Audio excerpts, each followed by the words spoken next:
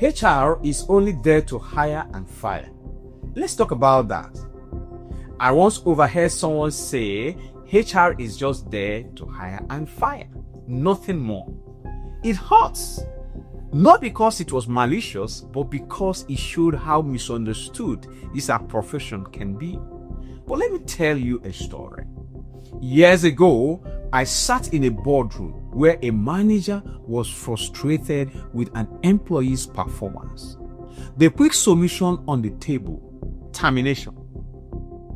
Let's just let him go, he said. But HR doesn't stop there. My job wasn't to rubber stamp that decision. My job was to ask, have we given this employee the tools to succeed? Does he understand what's expected of him? Does he even feel safe enough to ask for help? Instead of signing a termination letter, I sat with the employee one-on-one. We talked about what was going wrong, not as a policy check, but as a coaching conversation. He actually admitted he was overwhelmed and at the same time embarrassed to speak up and afraid of what the consequences of speaking up could be.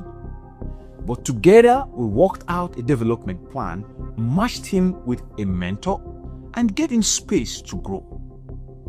6 months down the line, that same employee wasn't just performing, he was thriving. He later became a team lead. That's the side of HR you don't always get to see, right? Now, we know that hiring and firing are part of our role, quite alright, but that's just the surface.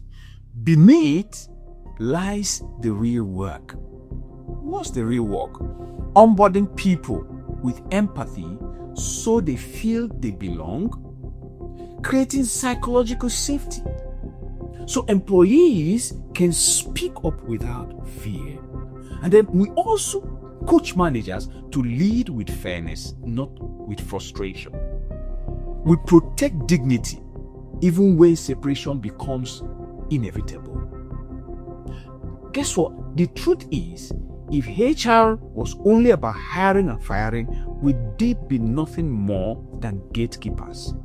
But HR at its best is about building bridges, not revolving doors. So the next time someone says HR is only there to hire and fire, I'll smile and say, no, HR is here to listen, to coach, to protect, to amplify. Because humans don't just belong in HR. They are the reason it exists in the first place. See you in the next episode.